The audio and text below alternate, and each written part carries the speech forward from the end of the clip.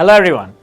My name is Murtaza Qaid, a seasoned chartered accountant with over 10 years of diversified experience in financial reporting. And I welcome you all to this CAP 5 orientation session. जो paper आज हमने discuss करना है उसका नाम है financial accounting and reporting 2, in short FAR2। और आज के डिस्कशन में हम इस पेपर के हर पहलू को देखेंगे, जैसे कि FAR2 का कोर्स कंटेंट क्या है, FAR2 का डिफिकल्टी लेवल किस तरह का है, FAR2 के एग्जाम में ICAP के एग्जामिनर की आपसे क्या एक्सपेक्टेशन होगी, FAR2 का पासिंग परसेंटेज क्या है और इसके पेपर का ओवरऑल स्ट्रक्चर कैसा है। और सबसे आखिर में मैं आपके साथ एक मुकम्मल स्टडी प्लान शेयर करूंगा, that is smart study plan, ताकि आप इस सब्जेक्ट की तैयारी अपने आने वाली अटेम्प्ट के लिए बेहतरीन तरीके से कर सकें। FAR2 ICAP के बेहतरीन पेपर्स में से एक है। मैं पिछले 7 सालों से इस टीचिंग प्रोफेशन के साथ वाबस्ता हूं और इस अरसे में मैंने CA पाकिस्तान के, ACCA के, ICW के, even cost and management accounting की क्वालिफिकेशन के, फाइनेंशियल रिपोर्टिंग के बहुत से पेपर्स देखे। यकीन जाने FAR2 का बहुत ही अच्छा लेवल है। ये एक बहुत ही सोफिस्टिकेटेड और प्रोफेशनल एग्जाम है। It is one of the remarkable paper you can think of. अगर ICAP के लिहाज से हम FAR2 के कोर्स को कैटेगराइज करें तो इसमें 3 ग्रेड शामिल है, grade A, grade B, grade C। Grade A हमारे पास preparation of financial statement. Preparation of financial statements में बेसिकली 2 मेजर एरियाज हमारे पास। एक है हमारे पास IS1, जिसमें हम balance sheet, income statement, notes, extracts, इन सारी चीजों के फॉर्मेट्स देख रहे होंगे। As per the companies act, एक कंपनी के फाइनेंशियल स्टेटमेंट्स में कौन कौन से मैंडेटरी डिस्क्लोजर्स और एक्सट्रैक्ट्स प्रेजेंट होंगे, उन सारी चीजों को कवर करेंगे। और एक इंपॉर्टेंट कंपल्सरी एरिया हमारे पास कंसोलिडेशन का। कंसोलिडेशन का ये एरिया या ग्रुप फाइनेंशियल स्टेटमेंट्स का ये एरिया आपके FAR2 का एक कंपल्सरी क्वेश्चन है। तकरीबन 15 से 20 मार्क की टेस्टिंग हर अटेम्प्ट में इस कंसोलिडेशन के एरिया से की जाती है।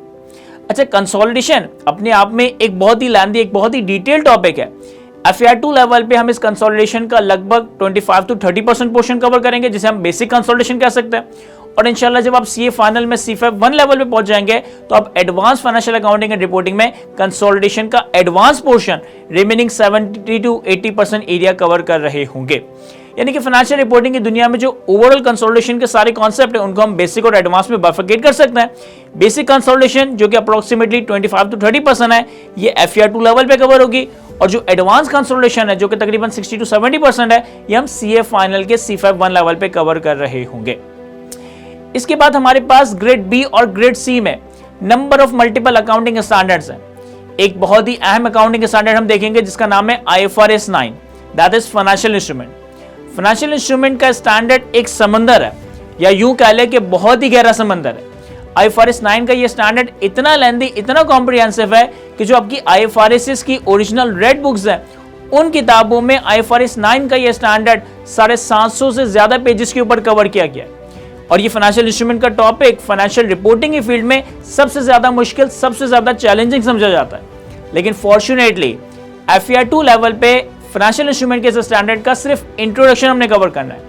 ओवरऑल फाइनेंशियल इंस्ट्रूमेंट की दुनिया का हार्डली 5 to 10% पोर्शन आपके FAR2 लेवल पे कवर होगा और जो रिमेनिंग 85 to 90% पोर्शन है वो हम इंशाल्लाह CA फाइनल लेवल पे कवर कर रहे होंगे। इसके अलावा हम बहुत से और अकाउंटिंग स्टैंडर्ड्स देखेंगे। हम IFRS 16 लीजेस का अकाउंटिंग स्टैंडर्ड देखेंगे कि एक लीज कॉन्ट्रैक्ट को लेसी और लेसोर दोनों पार्टीज अपने बुक्स ऑफ अकाउंट्स में, अपने फाइनेंशियल स्टेटमेंट्स में किस तरह से अकाउंट फॉर करेगी, किस तरह से प्रेजेंट, किस तरह से डिस्क्लोज करेगी।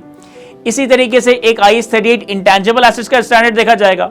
जिस तरह से हमने FAR1 लेवल में टेंजिबल एसेट्स को अकाउंट फॉर करने के लिए एक तो बहुत ही अहम अकाउंटिंग स्टैंडर्ड कवर किया था, that was IAS 16 property plan and document. और नॉन करेंट एसेट से पर्टेनिंग इन्वेस्टमेंट प्रॉपर्टी का स्टैंडर्ड भी देखा था, गवर्नमेंट ग्रांट का स्टैंडर्ड भी देखा था, IAS 36 का स्टैंडर्ड भी देखा था। इसी तरीके से इंटेंजिबल एसेट्स, यानी कि वो एसेट्स जिनकी फिजिकल सब्सटेंस नहीं है, वो एसेट जिनको देखा नहीं जा सकता, छुआ नहीं जा सकता, इस तरह के इंटेंजिबल एसेट्स को किस तरह से अकाउंट फॉर करना है, ये हम FAR2 में IAS 38 के स्टैंडर्ड में कवर करेंगे। इसके अलावा एक छोटा सा हमारे पास IAS 41 एग्रीकल्चर का स्टैंडर्ड है। ग्रेड C में अगर हम देखें तो ग्रेड C में भी हमारे पास कुछ नंबर ऑफ अकाउंटिंग स्टैंडर्ड्स है, जिसमें IFRS 10 operating segments, IAS 10 events after the reporting date, IAS 37 provisions, contingent assets, contingent liabilities, IFRS 15 एक बहुत ही इंपॉर्टेंट प्रैक्टिकल और कॉम्प्लेक्स अकाउंटिंग स्टैंडर्ड जो कि हम FAR2 लेवल पे कवर करेंगे, that is revenue from contract with customers. देखिए, जितनी भी कंपनीज है, जितनी भी कमर्शियल एंटिटीज है, वो प्रॉफिट के लिए, वो इनकम के लिए, वो शेयर होल्डर्स की वेल्थ जनरेट करने के लिए बनाई गई है। और ये सारी की सारी कंपनीज अपने शेयर होल्डर्स की वेल्थ जनरेट करने के लिए कोई ना कोई बिजनेस ऑपरेट कर रही होती है, चाहे फिर वो मैन्युफैक्चरिंग कंपनी हो, चाहे फिर वो ट्रेडिंग कंपनी हो, चाहे फिर वो सर्विस प्रोवाइडर हो, चाहे कोई फाइनेंशियल इंस्टीट्यूशन हो। तो जितनी भी कंपनीज की रेवेन्यूज की ट्रांजेक्शन होगी, जितनी भी कंपनीज की अपने कस्टमर्स के साथ रेवेन्यू ट्रांजेक्शन होगी, ये सारी ट्रांजेक्शन इन IFRS 15 के तहत अकाउंट फॉर की जा रही होगी। इसके अलावा एक और कॉम्प्लेक्स और difficult accounting standard IAS 12 income taxes को हम देख रहे होंगे, और एक और छोटा सा हमारे पास स्टैंडर्ड है, that is IAS 21 the effect of changes in foreign exchange rate. तो बेसिकली FER2 के एग्जाम में हमारे पास नंबर ऑफ अकाउंटिंग स्टैंडर्ड्स हैं जिनकी हमने कॉम्प्रिहेंसिव कवरेज करनी है, कॉन्सेप्चुअली भी और प्रैक्टिस पर्सपेक्टिव से भी, क्योंकि ये सारे अकाउंटिंग स्टैंडर्ड्स ना सिर्फ हमें एग्जाम में अच्छा स्कोर हासिल करने में हेल्प करेंगे, बल्कि हमारे प्रोफेशनल करियर में भी हमारी मदद कर रहे होंगे। ग्रेड सी में हम एक टॉपिक कवर करेंगे एथिक्स का। इस एरिया में हम अकाउंटेंट के कोड ऑफ एथिक्स को कवर करेंगे। इस एरिया में हमने कोड ऑफ एथिक्स के कंटेंट को रीड करना है, जैसे कि अकाउंटेंट को कौन कौन से एथिकल स्टैंडर्ड्स को फॉलो करना चाहिए, इन एथिकल स्टैंडर्ड्स को किस तरह के थ्रेट्स हो सकता है, और इन एथिकल गाइडलाइंस को रियल वर्ल्ड सिनेरियोज में किस तरह से अप्लाई किया जाएगा। एथिक्स का ये एरिया बहुत ही दिलचस्प है क्योंकि इसका कंटेंट बहुत ही प्रैक्टिकल और बहुत ही इंगेजिंग है। तो FER2 के ओवरऑल कोर्स कंटेंट को देखते हुए ये पेपर बहुत ही ज्यादा चैलेंजिंग लगता है, ये पेपर बहुत ही ज्यादा मुश्किल लगता है, लेकिन यकीन जाने ऐसा बिल्कुल भी नहीं है। अगर हम FER2 के पिछली 8-10 अटेम्प्ट के ICAP के पासिंग रेशियो को देखें तो FER2 का जो ये पासिंग रेशियो है ये कैफ के ग्रुप बी के बाकी सब्जेक्ट से बहुत बेहतर है। लाइक अगर मैं स्प्रिंग 23 की अटेम्प्ट का पासिंग रेशियो देखूं तो 42%, ऑटम 22 की अटेम्प्ट का पासिंग रेशियो देखूं तो 30%, स्प्रिंग 22 में थोड़ा पासिंग रेशियो कम है 27%, लेकिन अगर आप पिछली 7 से 8 अटेम्प्ट का एवरेज देखेंगे तो ये एवरेज आपका 30-35% से ज्यादा ही नजर आ रहा होगा। और ये 30-35% से ज्यादा का पासिंग रेशियो कैफ के ग्रुप बी के स्पेसिफिकली बाकी सब्जेक्ट के पासिंग रेशियो से काफी ज्यादा बेहतर है। अब हम बात करते हैं कि हमने अपनी स्टडीज को कैसे लेकर चलना है। सबसे पहले हमने ये ओरिएंटेशन सेशन देखनी है, इसके बाद हम स्मार्ट स्टडी प्लान को देख रहे होंगे। स्मार्ट स्टडी प्लान को इस तरह से प्लान और डिजाइन किया गया है कि आपका स्टडी शेड्यूल ऑप्टिमाइज हो सके। इसमें हमारे पास वीकली टारगेट्स आ रहे हैं, हर वीक हमने कौन कौन से लेक्चर्स देखने हैं, कौन कौन से अकाउंटिंग स्टैंडर्ड्स को कवर करना है, और किस तरह से प्रॉपर टाइम फ्रेम में हम कौन कौन से टॉपिक्स को कवर कर रहे होंगे। हमारी इन सारी डिस्कशंस का ऑब्जेक्टिव यह है कि FER2 के पेपर में हमने अपनी बेस्ट परफॉर्मेंस देनी है, लेकिन इसके लिए हमें हफ्ते में एटलीस्ट 8 से 10 घंटे, एटलीस्ट 8 से 10 आवर्स पढ़ना पड़ेगा। या तो हर दिन थोड़ा थोड़ा करके कवर करें, या वीकेंड्स पे ज्यादा पढ़े, वीकेंड्स पे कम पढ़े, जैसे आपके लिए कन्वीनियंट है, जैसे आपका शेड्यूल आपको इजाजत देता है, आप उस तरह से अपने लेक्चर्स को कवर कर सकते हैं। ये ऑनलाइन सेशंस हमें फ्लेक्सिबिलिटी प्रोवाइड करते हैं, लेकिन बहुत ही जरूरी है कि हम हर हफ्ते कम से कम 8 से 10 घंटे के लेक्चर्स लाजमी कवर करें ताकि हमारी परफॉर्मेंस बेहतर से बेहतर हो सके। हमारा टारगेट है कि एग्जाम से कम 1 महीने पहले तक कोर्स का सारा कंटेंट इंक्लूडिंग सारे past papers, including assignments, lectures, notes, सब कुछ मुकम्मल तौर पर कवर कर लिया जाए। इस अप्रोच से आप आखिर के लास्ट मंथ में एग्जाम के लिए कॉम्प्रिहेंसिव रिवीजन को प्लान कर सकते हैं, जिस दौरान आप नए पास पेपर्स की प्रैक्टिस कर रहे होंगे, वर्कशॉप या फिर एग्जाम प्रिपरेशन सेशंस वगैरह अटेंड कर रहे होंगे। आपकी स्टडी जर्नी इस ओरिएंटेशन सेशन से शुरू होगी, उसके बाद स्मार्ट स्टडी प्लान को देखना है और फिर लेक्चर्स को दी हुई स्ट्रक्चर्ड सीक्वेंस में कवर करना है। इस सीक्वेंस को फॉलो करके आप अपनी स्टडीज की इफेक्टिवनेस को मैक्सिमम लेवल पे ले जा सकते हैं। अगर किसी भी वक्त आपकी कोई भी क्यूरी हो, कोई भी कंफ्यूजन हो, आप मुझसे या मेरे टीम मेंबर से हमेशा व्हाट्सएप के थ्रू कांटेक्ट कर सकते हैं। देखिए, अपने ट्यूटर से टच में रहना बहुत इंपॉर्टेंट है, उन्हें अपनी प्रोग्रेस के बारे में अपडेट करते रहें, इससे होपफुली बेहतरीन रिजल्ट हासिल कर सकेंगे। हमने FER2 के इस एग्जाम को आने वाली नेक्स्ट अटेम्प्ट में लाजमी क्लियर करना है। इस गोल से किसी भी पॉइंट पे पीछे नहीं हटना, ना आप पीछे हटेंगे ना ही मैं। अपनी डिस्कशन को कंक्लूड करने से पहले हम FER2 के पेपर के स्ट्रक्चर पर भी बात कर लेते हैं कि FER2 के एग्जाम में कितने क्वेश्चंस और किस तरह के क्वेश्चंस आ रहे होते हैं। बेसिकली एक तो अच्छी बात यह है कि FER2 के एग्जाम में हमसे MCQs टेस्ट किए जाते हैं, जिसकी वेटेज तकरीबन 9 से 10 मार्क की होती है, और MCQs के अलावा हमसे 8 से 9 सेपरेट क्वेश्चंस पूछे जाते हैं। अभी जो 8 से 9 सेपरेट क्वेश्चंस पूछे जाते हैं, इसमें ज्यादातर हर अकाउंटिंग स्टैंडर्ड से एक आइसोलेशन में सवाल पूछा जा रहा होता है। एट टाइम्स ऐसा भी हो जाता है कि एक ही सवाल में एक से ज्यादा अकाउंटिंग स्टैंडर्ड टेस्ट कर लिया जाए, लेकिन जनरली कंसोलिडेशन के ऊपर एक सेपरेट क्वेश्चन आ रहा होगा, डेफर्ड टैक्सेस, इनकम टैक्सेस के ऊपर एक सेपरेट क्वेश्चन आ रहा होगा, इंटेंजिबल एसेट के ऊपर एक सेपरेट क्वेश्चन आ रहा होगा, लीजेस के स्टैंडर्ड के ऊपर एक सेपरेट क्वेश्चन आ रहा होगा। एट टाइम्स ऐसा हो सकता है कि एक ही सवाल में 2 या 2 से ज्यादा स्टैंडर्ड भी एक साथ क्लब होकर टेस्ट हो जाए। अच्छा देखिए, इस एग्जाम में आपके पास 10 मार्क्स के तो तकरीबन एमसीक्यूज होंगे। बाकी जो 90 मार्क का आपका एग्जाम है, जिसके अगेंस्ट आपके पास 8 से 9 डिफरेंट स्टैंडर्ड्स के क्वेश्चंस होंगे। इन क्वेश्चंस की भी बाइफिकेशन इस तरह से है कि तकरीबन 60 to 70% मार्क्स में इन सारे अकाउंटिंग के स्टैंडर्ड्स की general entries, calculations, balance sheet और पीएनएल के एक्सट्रैक्ट्स या फिर नोट्स आपसे मांगे जा रहे होंगे।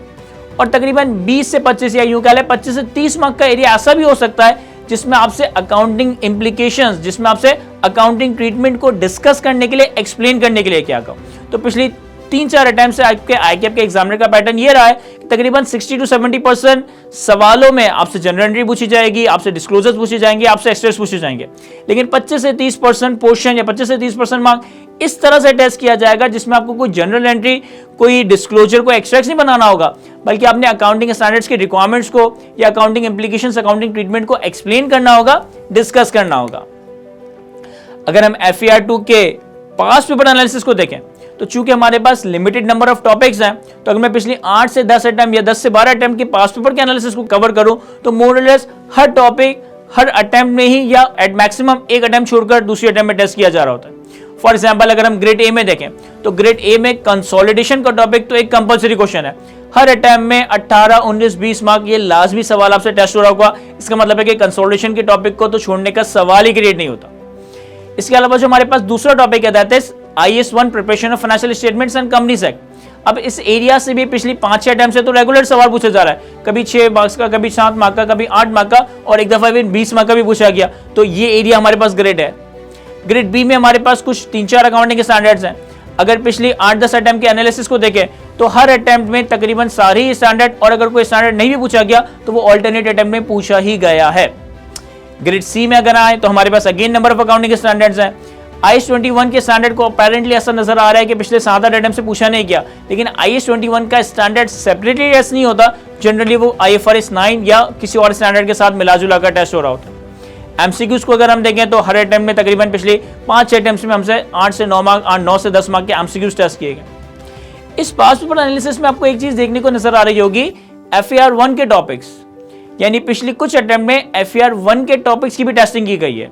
तो क्या हमें अपने FER2 के एग्जाम में FER1 के टॉपिक्स भी कवर करने होंगे? The answer is yes. आपके जो भी एग्जामिनर है, जो भी आपका कोर्स आउटलाइन है, उसमें ये बात स्पेसिफिकली मेंशन्ड है कि FER2 के एग्जाम में आपसे FER1 के टॉपिक्स भी रीटेस्ट किए जा सकते हैं। इसी तरीके से जब आप CFEP1 में आ जाएंगे तो CFEP1 में ये लिखा है कि CFEP1 के एग्जाम में आपसे FER1, FER2 की चीजें दोबारा से पूछी जा सकती है। और जब आप MSc में पहुंच जाएंगे तो MSc1 में भी ये लिखा है कि FER1, FER2 और CFEP1 की चीजें दोबारा से हमसे MSc1 में टेस्ट हो सकती है। तो अगर हम FER2 का एग्जाम दे रहे हैं तो हमने FER1 के स्टैंडर्ड्स को भी रिवाइज करना है। बहुत ज्यादा टाइम नहीं लगाना FER1 के स्टैंडर्ड्स पे कि आप FER1 के स्टैंडर्ड्स के सारे लेक्चर्स कवर कर रहे हैं या प्रैक्टिस क्वेश्चंस कवर करने बैठ जाएं। आपने सिर्फ उनकी समरीज को गो थ्रू कर लेना है, दैट्स इनफ। मैक्सिमम का एग्जामिनर FER1 के टॉपिक से इंडिविजुअल किसी टॉपिक के ऊपर मैक्सिमम 10 मार्क तक का सवाल पूछ सकता है, और FER1 के सारे टॉपिक्स को मिला जुला कर मैक्सिमम 25 मार्क की टेस्टिंग की जा सकती है। ये बात आपके कोर्स आउटलाइन के अंदर स्पेसिफाई हुई है कि अगर आप FER2 का पेपर दे रहे हो तो FER1 के जो टॉपिक्स है उनमें पर टॉपिक मैक्सिमम टेस्टिंग 10 मार्क की, और FER1 के सारे टॉपिक की जो इन टोटलिटी टेस्टिंग है वो मैक्सिमम 25 मार्क्स की होगी। इससे ज्यादा टेस्टिंग नहीं हो सकती। तो हमने FER1 के सारे स्टैंडर्ड्स की जो भी समरीज हैं या जो भी हमारे पास मटेरियल है उनको सिर्फ रिवाइज करना है, ताकि अगर कोई एडजस्टमेंट, अगर कोई सेपरेट क्वेश्चन FER1 के हवाले से आ जाए तो हम उसको एटलीस्ट अच्छे से अटेम्प्ट कर सके। सो इन सारी डिस्कशन का ऑब्जेक्टिव ये है कि हमने अपनी स्टडीज को बिल्कुल सही तरीके से लेकर चलना है, सेशंस को ध्यान से अटेंटिवली अटेंड करना है, ताकि जो भी हमारी अपकमिंग अटेम्प्ट है इस अटेम्प्ट में हम FER2 का ये एग्जाम क्लियर कर सकें। वैसे तो लेक्चर्स के दौरान जितना भी क्लास मटेरियल, जितने भी क्लास नोट, जितने भी हैंडआउट, जितनी भी क्लास नोटिंग्स वगैरह होंगी वो सारी ही चीजें मैं आप लोगों को प्रोवाइड कर रहा हूँ, लेकिन मेरी एक एडवाइस होगी कि अपने जाती नोट्स जरूर प्रिपेयर कीजिएगा। आपको किसी एडिशनल स्टडी टैक्स की जरूरत नहीं है, आपको किसी एडिशनल बुक, किसी एडिशनल पास पेपर्स वगैरह की जरूरत नहीं है। सारी चीजें आप लोगों को इसी कोर्स में प्रोवाइड की जा रही होगी, लेकिन स्टिल आप अपने सेल्फ प्रिपेयर्ड नोट, आप अपने जाती नोट्स लाजमी प्रिपेयर करें, क्योंकि ये जाती नोट्स आपको रिवीजन में बहुत ज्यादा हेल्प कर रहे होंगे। इसी के साथ I am signing off. Wish you all the best in your studies. Thank you.